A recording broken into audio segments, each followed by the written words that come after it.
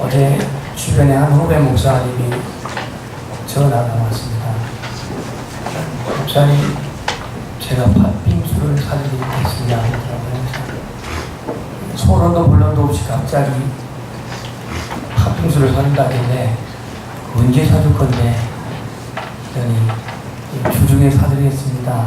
근데 제가 좀 물을 게 있습니다. 뭘 묻고 싶냐고 했더니 이 후배 목사님이 그렇습니다.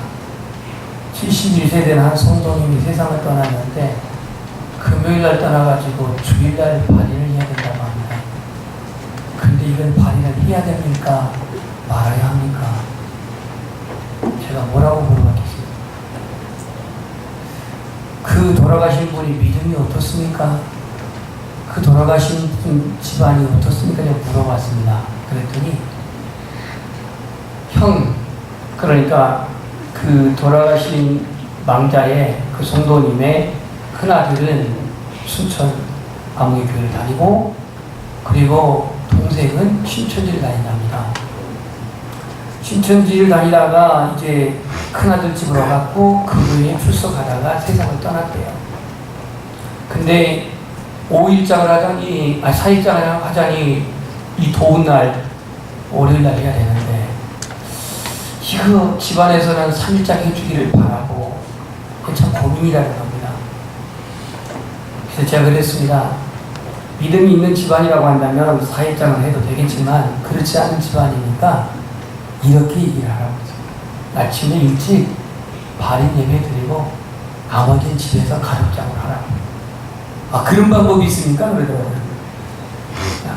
안 해준 거는 너무 섭섭하게 생각 같고 교회까지 수석했다고 하니 그냥 한 7시쯤 발인 예배 드리고 나머지는 그냥 알아서 가족장을 하라고. 알겠습니다. 그러더라고요. 제가 말하는 것은 진리는 아닙니다.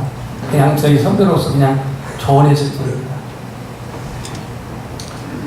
요즘 올림픽 기간이죠? 그죠? 여러분들이 올림픽 달리기 국가대표로서 대한민국의 금메달 딸 수 있는 아주 유력자, 자메이카의 우사인 볼트처럼 뛰었다 하면 금메달 따는 당상인 그런 상황에서 난 주의이기 때문에 오늘 결승전 안 나가겠다. 이렇게 여러분을 선택한다면 대한민국의 많은 사람들이 정말 믿음 좋다, 정말 신앙 좋다 이렇게 인정할 것 같아서 주일날 나는 경기를 하지 않겠다 라고 결정을 할 수 있는 사람은 과연 몇 분이나 될까요? 국가의 명예를 짓밟았다. 도대체 그 주일날 주일이 뭐길래 그 4년 만에 한 번 있는 올림픽에 국가를 대표해서 나갔는데 아니 그 뛰고 오후에 내 예배 드리고 가면 되지 굳이 경기를 마다해야 할 이유가 어디 있겠는가. 그 피난을 감수하면서 과연 포기를 할 수가 있을까. 얼마 전에 부대전차에서 그와 같은 내용의 영화가 나왔죠. 그랬죠?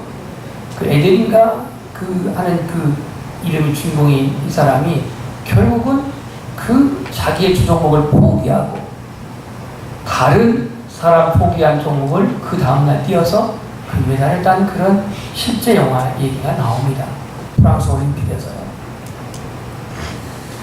이건 지금 제가 뭘 말하고자 하냐면 우리 예수 믿는 우리들이 삶 속에서 내게 명예가 되어지고 내게 이득이 되어지고 내게 기득권이 되어지는 그러한 진리를 추락하고 진리를 쫓아가야 할 것인가 아니면 하나님의 뜻, 하나님의 정의를 쫓아가야 할 것인가. 참으로 이거 결정이 쉬운 일이 아닙니다. 초기 교회가 박해와 핍박 속에서 교회의 거룩함과 교회의 경건함을 유지해 왔습니다. 그래서 로마의 그 막강한 힘을 무너뜨리는 것도 바로 이 거룩한 십자가의 능력에서 로마가 무너졌던 것을 알 수가 있습니다. 그런데 이 로마에 의해서 기독교가 공인 종교로서 그렇게 허락받은 이후부터 교회는 점차적으로 세가 커지고 규모가 커졌지만 교회의 거룩함과 경건함은 점점점 무너지기 시작했습니다. 교회가 커지면서 하나님의 정의보다는 인간의 신리를 더 추구하게 되었고요. 교회의 권위가 국가의 권위보다 위에 있다고 그렇게 주장하면서 한 나라의 황제도 교황의 허락을 받지 아니하면 황제가 될 수 없었습니다. 교회의 권위가 커졌던 그 시대, 봉건주의 시대에는 귀족들이 차별화되어서 교회 안에서 자기들의 어떠한 그 귀족의 그 권위를 주장했었고, 교회의 신리, 교회의 명분, 교회의 이득, 이와 같은 것이 하나님의 정의보다도 더 앞서갔던 시대가 교회사에 있었습니다. 만약에 교회의 신리를 거부하고 교회의 정의를 부르짖었을 때에 이는 이단으로 지목하여서 교수대에서 죽었고 화형대에서 불태워 죽음을 당했습니다. 오늘 이 본문은 이스라엘 백성들이 가나안을 정복하는 데 있어서 이 가나안 정복하는 데 있어서 이스라엘의 어떤 그 국력과 이스라엘의 그간의 그 요단 동편과 그 서편에서 있었던 전투력으로 말미암아 벌벌 떨고 있었던 가나안 부족 중에 한 사람이 이 기드온 족속이 오늘 위장 전입을 합니다. 요즘 말로 말하면 위장 전입을 해요. 왜냐하면 살기 위해서 저 막강한 이스라엘, 거침없이 지금 이 가나안을 진격해오는 이스라엘에 전면적으로 붙었다가는 우리는 목숨을 건지기 힘들겠다 싶어서 현실을 우린 직시하여서 그들은 위장하여서 전입합니다. 이들의 연기력은 대단합니다. 바로 근접거리에 있으면서 떡을 일찍이 넣고 그것을 곰팡이 내게 해서 오래 그 만든 떡으로 위장을 했습니다. 멀쩡한 옷을 돌에다 막 문질러가지고 해지게가지고 그 옷이 달아진 것처럼 위장을 했습니다. 멀쩡한 포도 가죽 푸대를 그냥 세멘트 바닥에 넣었겠지만 냈다 막 그냥 갈아가지고 그것을 낡게 해서 오래 먼 데서 온 것처럼 위장을 했습니다. 아마 포도주도 새 포도주가 아닌 낡은 오래된 그러한 숙성된 포도주를 갖고 왔을 것입니다. 아무튼 이 이스라엘을 속이기 위해서 그들은 수단과 방법을 가리지 아니하고 오늘 여호수아와 그 족장들 앞에 와서 자기들이 종이 되겠다고 하면서 화친을 맺자고 제의합니다. 하나님의 정의는요, 가나안 족속들과 화친 맺지 말라 그래서 하나님의 정의는 가나안 족속들과 같이 결혼도 하지도 말고 가나안 족속들과 같이 살지도 말라고 했습니다. 이 가나안을 모두 진멸하라고 했습니다. 그런데 오늘 일장하고 오는 이 가나안 부족 중에 하나인 기드온 사람들, 이들은요 예루살렘 약 10km 위에 북쪽에 있는 사람들입니다. 정확히 말하면 신족 속에 포함되어 있는 사람들이 가나안 이 부족인 기드온 사람들입니다. 이 사람들은 이 가나안 부족이 뭐 헷 족속, 브리스 족속, 기르가스 족속, 아모리 족속, 가나안 족속, 뭐 히위 족속이는 7개 부족이 있는데 이 모두가 다 함의 후손인 가나안. 함의 아들이 누구예요? 심지가 말했잖아요. 가나안이라고 해요. 가나안. 근데 함의 후손들이 이게 전부 다 저주받아요. 그런데 이 가나안 족속들이 하나님을 믿지도 아니하면서 얼마나 우상 숭배는 말할 것도 없고 생활이 부잡하고 부정하고 삶이 혼탁한 이러한 혼합주의적인 삶을 살아가는 가나안 족속들을 점령하는 데 있어서 절대로 하나님은 그들과 타협하지 말고 그들과 합친하지 말고 그들과 맹세하지 말고 그들과 함께 살지 말라라고 하나님은 말씀하셨습니다. 그런데 살아남기 위해서 기드온 족속들은 어쩔 수 없이 위장 전입을 합니다. 자, 그들이 와가지고 뭐라고 이제 말하는지 보겠습니다. 우리는 먼 지방에서 왔습니다. 먼 지방에서 왔습니다. 그리고 당신들의 종이 되겠습니다. 언제부터 종이라고 하는데 종들이라고 합니까? 11절 보시겠습니다. 그러므로 우리 장로들과 우리나라의 모든 주민이 우리에게 말하 이르되 너희는 여행한 양식을 손에 가지고 가서 그들을 만나서 그들에게 이르기를 우리는 당신들의 종이니 이제 우리와 조약을 맺읍시다. 화친을 맺읍시다. 이렇게 했다고 그랬습니다. 자, 고개를 들어보시죠. 지금 오랜 광야 생활에 지금 가나안 지금 정복을 시작하고 있는 입장에서 한 족속들이 떼거지로 와가지고 먹을 양식과 또한 그러한 그 선물을 갖고 와가지고는 이거를 내놓으면서 우리는 당신들의 종이 되겠습니다. 이렇게 말합니다. 첫 같으면 좀 이것들이 왜 종이 된다고 하지? 좀 이렇게 의심도 해보고 이놈들이 진짜 먼 데서 왔나? 이게 좀 더 하나님께 좀 물어보기도 하고 그래야 될 텐데 먹을 것을 갖고 왔지, 양식은 갖고 왔지, 그냥 종이 되겠다고 하지. 이렇게 말하니까 오늘 그래 좋다. 그러면 너희들이 그러한 조건에 우리를 그럼 화친하자. 이래가지고 그냥 도장을 찍고 맹세를 하면 화친을 맺어버린 겁니다. 자, 여기서 이스라엘 백성들은 하나님의 정의가 아닌 진리를 선택했습니다. 하나님의 말씀이 아닌 그들의 이득을 추구하겠다는 거죠. 오늘 그들이 먼저 생각한 실수는 뭐냐? 자기들의 유익을 고려했다는 거예요. 하나님의 기대가 뭡니까? 하나님 우리에게 요구하신 게 뭡니까? 하나님의 정의가 하나님의 기대하시는 것인데 기브온 족속들이 스스로 종이 되겠다고 하니까 이게 하나님의 뜻인가? 하나님이 보시는 정의인가? 이것을 생각하기 전에 이게 우리에게 유익이 된가? 이게 우리에게 얼마나 도움이 된가? 이게 현실적으로 우리에게 얼마나 이득이 되는가? 이것을 본 겁니다. 여러분, 세상의 시각과 선생님의 선택의 기준이 뭡니까? 이것이 옳으냐? 이것이 정말로 하나님의 방법이냐? 이것이 아니라 이것이 내게 얼마나 보탬이 되고 이것이 내게 얼마나 편리하고 이것이 얼마나 내게 유익한가? 이것을 따지는 겁니다. 오늘 기브온 족속들을 화친하여서 종으로 맞이하게 된 것이 우리에게 유익해, 우리에게 편리해, 우리에게 이득이 돼요. 그래서 그들은 결정을 합니다. 현대의 사고방식 중 하나가 뭐냐면 실용주의 사고방식입니다. 실용주의. 이 실용주의는 사회에 많은 공헌을 했습니다. 반면에 가치 판단에 중대한 혼란을 가져오게 했는데요. 한 예로 교회당을 크게 지으면 세상 사람들이 뭐라고 말합니까? 비판을 합니다. 예수님이라면 교회를 저게 지었을까? 저 많은 재령들을 좀 사회 이웃에 환원하고 나누어 주지 왜 저렇게 교회당을 크게 짓는가? 비판합니다. 실용주의는요, 하나님의 어떤 사업에도 그 사업의 먼저가 아닙니다. 얼마나 이것이 사회 이익이 되고 얼마나 이게 사회 유익이 되는가. 물론 제가 교회를 크게 짓는다는 것을 지금 두둔하고자 하는 얘기가 아닙니다. 실용주의는 하나님의 뜻, 하나님의 정의를 이루는 게 아니고 자기들의 관점에서 무엇이 유익하고 무엇이 이득이고 무엇이 플러스가 되는가, 이걸 계산하는 게 실용주의입니다. 한 예로 베다니 마리아가 그 300데나리온의 향유를 예수님의 몸에 부었습니다.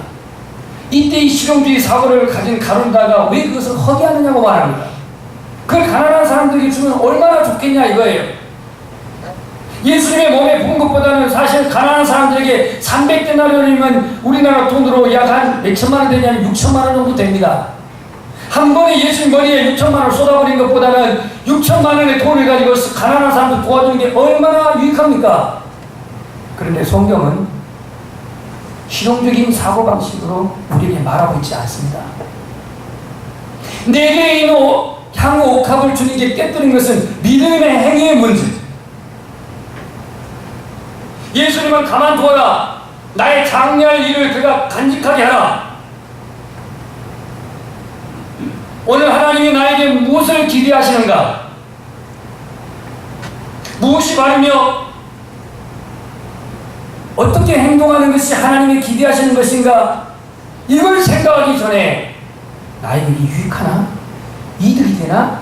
손해는 안 보나? 이런 계산적인 사고방식을 가지고 신앙을 접근합니다. 이거는 신앙이 아닙니다. 신앙은 여러분들이 내게 유리하면 계산해서 수용하고 내게 불리하면 그것을 처리하고, 이게 아닙니다. 신앙의 가치는 유불리를 따져가지고 유리한 걸 선택한 게 신앙이 아니라 하나님의 뜻을 쫓아가는 게 신앙입니다. 하나님이 원하시는 기준, 그게 정의를 쫓아가는 게 신앙이란 말이죠. 물질 얘기하면 민감해서 다시 말씀드리지만 여러분들 헌금을 왜 드립니까? 왜 주일을 성수합니까? 이게 하나님의 뜻입니다. 이게 하나님의 정의를 이루는 겁니다. 드리는 것이 하나님의 정의이고 올바르기 때문에 드리는 거지. 이 물질의 주인이 하나님이십니다. 소유의 하나님, 소유주의 하나님, 진정으로 그 소유주의 하나님을 인정해 드리는 것, 이게 바로 물질을 드리는 헌금 생활 아닙니까? 이게 하나님의 뜻이고 하나님의 정의입니다. 날은 다 날인 게 아니라 이 주님이 선택한 주일날, 모든 날, everyday, 모든 날이 하나님의 날이지만 오늘 이 주일날은 주님이 우리를 통해 예배를 받으시기로 정한 날이기 때문에 이 주일날 예배하는 것이 하나님의 뜻이요 하나님의 정의입니다. 때문에 여기에 다른 것을 타협하고 여기에 다른 것을 희석할 이유가 없습니다. 나의 헌금에 드린 것이 하나님의 뜻을 이루고 하나님의 정의를 이루는 차원에서 드린 것이라면 정확한 것이지만 이것이 어떤 보상을 바라거나 사업에 더 형통함을 바라거나 몸이 더 건강하고 자녀들이 더 잘 되기를 바라는 소원을 드린다고 한다면 이거는 하나님 뜻과 무관한 그냥 물질일 뿐입니다. 물론 신앙의 초보 단계에서는 이 헌금을 드림으로 말하면 하나님이 나에게 더 잘되게 해주시겠지라고 하는 그런 생각도 가질 수가 있습니다. 현대인의 가치관이 정의보다는 실리를, 이득을 추구하고 있는 그러한 사고방식이 팽배합니다. 이스라엘 백성들도 하나님의 정의와 뜻과 관계없이 종이 되겠다고 하는 이 한마디 말에 여호수아도, 그렇게 기도하는 여호수아도, 그렇게 지혜로운 여호수아도 다른 이론을 제기하지 않고 그래 그걸 받침했다고 도장을 찍습니다. 허락을 해버린 아무런 조건도 없이 노동을 제공하는 그 종이 되겠다고 하는데 누가 이걸 거절하겠습니까? 두 번째로 9절 말씀을 보겠습니다. 그들이 여호수아에게 대답하되 종들은 당신 하나님 여호와의 이름으로 말미암아 심히 먼 나라에서 왔사오니. 누구의 이름으로 왔다고요? 아니 기도원 족속들이 무슨 하나님을 믿습니까? 예배를 합니까? 번제를 드립니까? 전혀 하나님과 관계도 없는 이들이 믿게 하기 위해서, 여호수아를 믿게 하기 위해서, 족장들이 믿게 하기 위해서 누구의 이름을 팔아요? 여호와의 이름을 팔합니다. 우리는 여호와의 이름으로 심히 먼 곳에서 이곳에 왔다. 우리가 그의 소문과 하나님의 소문입니다. 광야에서 있었던 애굽에서 행하신 모든 일을 들었다. 어떻게 그거는 어깨 너머로 들었던 것 같아요. 그런데 여호와 하나님과 아무런 관계도 없는 이들이 여호와 이름으로 말미암아 왔다라고 여호와의 이름을 팝니다. 여호수아는 고개 드십시오. 여호와 이름으로 왔다는 것에 그야말로 이순재 씨가 말했던가요? 보지도 않고 따지지도 않습니다. 보지도 않고 따지지 않고 도장을 칩니다. 그들의 신앙의 자세, 그들의 신앙의 내용, 그들의 신앙의 실제를, 상황을 알아보기도 전에 여호와의 이름이라고 하는 그 한마디에 그냥 결정을 해요. 우리에게 중요한 것은 여호와의 이름이, 예수의 이름이 입으로 말하는 게 중요하지 않아요. 종교적인 용어나 의식이 중요한 게 아니에요. 우리가 거듭나지 않아도, 우리가 예수님을 내 안에 인격적으로 만나지 않아도 하나님 말할 수 있어요, 없어요? 말하잖아요. 예수님 말할 수가 있어요. 물론 인격적인 그 하나님을 내가 얘기하는 진지한 그 고백 차원의 그 하나님은 아니지만 그냥 예수님, 하나님, 성령님 말할 수 있다 이거예요. 신앙의 용어가 중요한 게 아닙니다. 신앙의 의식이 중요한 것도 아닙니다. 문제는 신앙의 내용입니다. 지금 이 기도원 족속들은 하나님을 알지도 않아요. 믿지도 않아요. 예배하지도 않아요. 그런데 속되하기 위해서 여호와의 이름으로 저 먼 곳에서 왔다라고 이렇게 말하니 여호와의 이름? 그럼 우리가 갔네? 이렇게 그냥 수용한 거예요. 우리가 얼마나 할렐루야를 외치느냐가 중요한 게 아닙니다. 진짜 하나님을 찬양하는 게 중요하지. 분강사 목사님들은 주로 할렐루야가 18번이에요.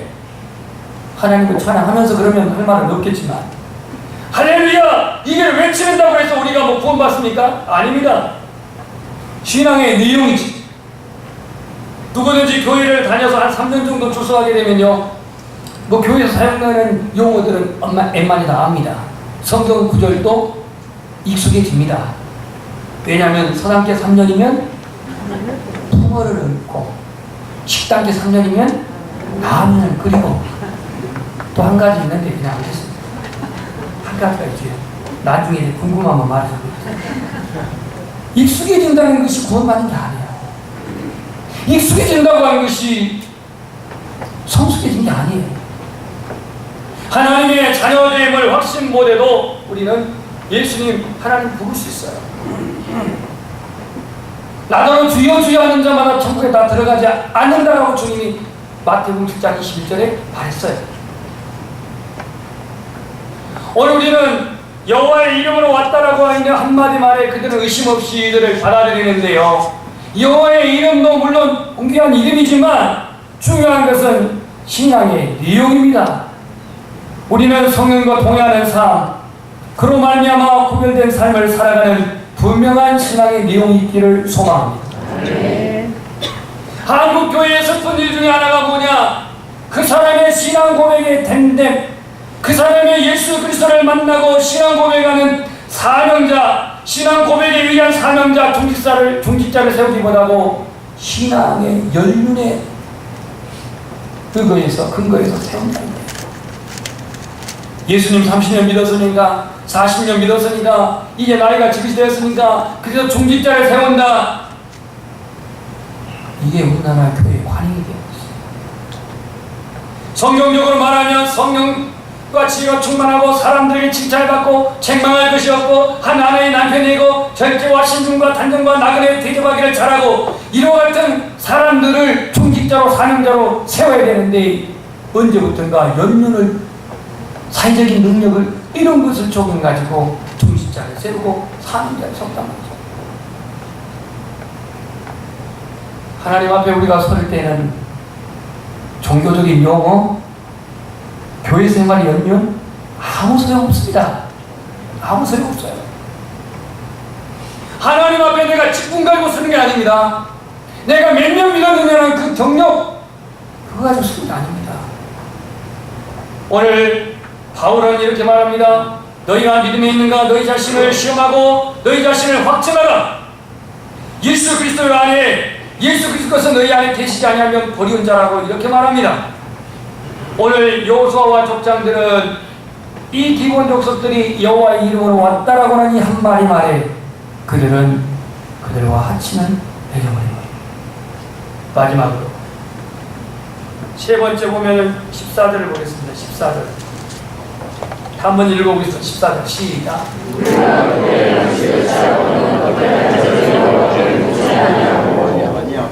무리가 그들의 양식을 취하고는 먹을 것을 취했어요. 일단 왜냐?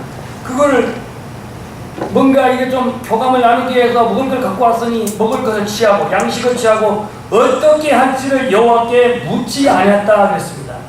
하나님께 물어보지 않고 결정하라. 여호수아는 여리고성을 점령할 때 하나님의 인도를 받았습니다. 아이성 실패했을 때 하나님 앞에 회개하고 울어서 통곡했습니다. 그런 하나님과의 관계가 밀접했던 여호수아가 웬일인지 이 기본 족속들이 여호와의 이름을 들먹거리고 먹을 양식을 가져오고 종들에겠다고 하는 말에 그들은 묻지 않았습니다. 하나님께 묻지 않았습니다. 그리고 자기들에게 유리한 쪽으로 결정을 해버렸습니다.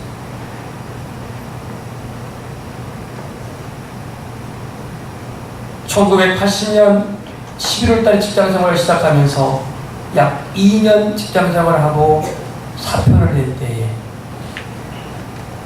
진로를 위해서 기도합니다. 어린 시절 가난한 목회자의 자녀를 자라면서 목회자만큼은 내 죽었다 깨어나도 안 한다고 그렇게 다짐을 해줬습니다. 목회자로서 그렇게 힘든 생활을 할 바에야 차라리 평범하게 회사 다니면서 평범하게 교회에서 봉사하면서 평범하게 그냥 사는 것이 좋지, 그 새벽에 새벽기도 나가고 큰 눈보라질 때 신방 다니고 그 가난 속에 허덕이는 아버지의 그 모습을 알았기 때문에 목회는 죽어도 안 한다고 그렇게 다짐을 했었던 겁니다. 그런데 정작 사표를 내놓고 하나님 제가 뭘 해야 됩니까? 뭘 해야 됩니까? 하나님 앞에 기도하고 무릎 꿇어 간구하고 작정 기도하고 금식을 합니다. 이 사람은 내 이름을 이방인과 임금들과 이스라엘 자손들에게 전하기 위한 택한 나의 그릇이다. 이렇게 대답했으면 좋겠는데 그런 대답은 없고, 너는 이 대한민국의 정말로 탁월한 목회자가 될 것이다, 이런 말을 하면은 내가 좀 공감을 하겠는데 그것도 없고, 그런 가운데 하나님 앞에 기도하기를 하루, 이틀, 3일, 4일. 지금도 저는 말하지만 하나님이 아브라함을 불렀을 때 말한 것처럼 하나님이 그 누굽니까 바울을 그 만났을 때 말한 것처럼 그렇게 제게 뭐 힘으로 들려오는 음성은 저 못 들었어요. 그러나 마음에 주신 주님의 메시지는 뭐였냐? 야, 너는 평범하게 직장 살아도 한평생이고 십자가의 복음을 전하면서 살아도 한평생인데 기왕이 한평생 살 거 평범하게 살든 아니면 뭐 어렵게 살든 뭘 위해서 하면 좋겠냐, 이렇게 마음이 주님의 말씀이 들어옵니다.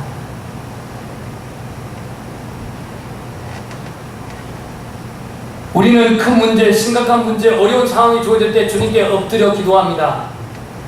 나에게 불리한 상황과 난처한 상황이 주어졌을 때 주님 의지하고 엎드립니다.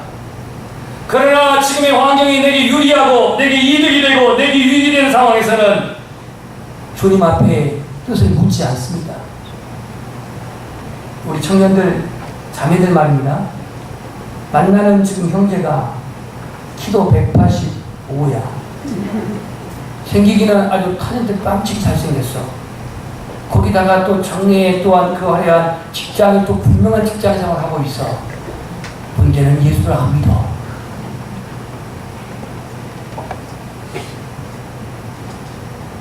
이때 아마 고민스러울 것입니다.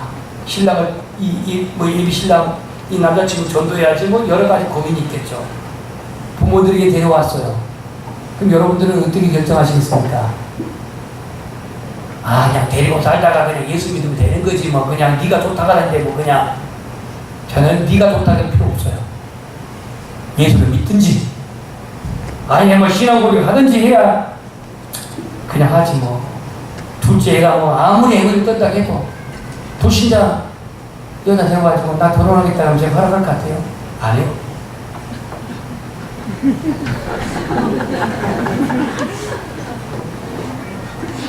오늘 지금 위장 취업이 아니라 위장 전입하고 있는 이 기도원 사람들은요, 기도원 족속들은요, 그야말로 하나님하고는 아무런 상관도 없는 아주 그냥 막대먹인 인간들이에요. 근데 삶에서 어쩔 수 없이 그렇게 위장하고 와가지고 지금 이렇게 말하는 거예요. 몰랐기 때문에 결정을 했다고 하지만 오늘 우리가 예수님을 믿지 않는 이 불신자들, 과연 내가 하나님의 뜻을 따를 것인가 아니면 나의 신의를 쫓아서 나의 기득권을 쫓아 그걸 결정할 것인가? 성경은 분명히 말합니다. 너희는 믿지 않는 자와 멍에를 같이 하지 말라라고 했어요. 멍에를 같이 하지 말라. 사랑이 뭔지, 사랑에 빠지게 되면 하나님의 정의도 없어요. 하나님의 뜻도 없어요. 하나님의 말씀도 없어요. 오로지 자기 신의를 쫓아가는 거예요. 하나님의 뜻을 묻기보다, 하나님의 정의를 구하기보다 자신들의 판단과 상식에 의해서 결정하고 살았던 이스라엘 백성들의 모습, 오늘 현대 이 시대를 살아가고 있는 저와 여러분의 모습은 아닌지 한번 조명해 보십시오. 하나님의 정의보다 내 이득과 신의를 챙기지 않는가? 하나님의 영광보다 나의 명예를 우선하고 하나님 나라보다 내 자신의 삶의 영역의 확장을 더 관심 두고 있지 않는지, 오늘 나의 선택의 기준이 하나님의 말씀이 선택의 기준의 근본인지 아니면 나의 삶의 철학과 경험과 세상적인 그런 가치관이 선택의 기준이지. 오늘 이스라엘 백성들은 위장하고 온 이들 양식을 가져왔습니다. 여호와 이름을 말합니다. 그리고 그들은 종이 되겠다고 말합니다. 얼마나 놓칠 수 없는 기회입니까? 얼마나 놓칠 수 없는 유리한 조건입니까? 이 일이 나에게 유익하기보다는, 이 일이 내게 얼마나 이득이 되기보다는 우리 그리스도인의 삶의 자세는 이 일이 정당한가, 이 일이 하나님의 정의인가를 생각하십시다. 종교적인 색채, 종교적인 언어가 기준이 아닙니다. 신앙의 내용, 인격적인 성숙과 삶의 열매가 바로 기준이 돼야 합니다. 자신의 상식적인 판단에 근거하고 있는가, 아니면 하나님에게 기도하고 묻고 있는가. 예수님은 진리나 명분이 아닌 아버지의 정의를 추구했습니다. 예수님은 사람을 중심으로 보지 않고, 사람의 그 외모를 보지 않고 그 중심을 보시고 그 사람의 능력을 차별하지 않았습니다. 진리에 따라서, 이득에 따라서 차별하지 않았단 말이에요. 예수님은 언제나 아버지께 묻고 진리와 명분을 따라서 그는 아버지께 순종했습니다. 오늘 우리의 삶은 계속 진행됩니다. 나의 삶 속에서 내게 얼마나 기회적이고 이득이 되고 유익하고 편리하고 이것을 따라서 결정하는 것이 신앙의 자세는 아닙니다. 하나님의 뜻을, 하나님의 정의를 결정하고 따라가는 것이 신앙입니다. 비록 내 자신이 그것을 내려놓고 소유하지 못했고 좀 더 가난했고 좀 더 내가 빚졌다 할지라도 신앙의 삶은 하나님의 뜻과 하나님의 정의를 따라가는 것입니다.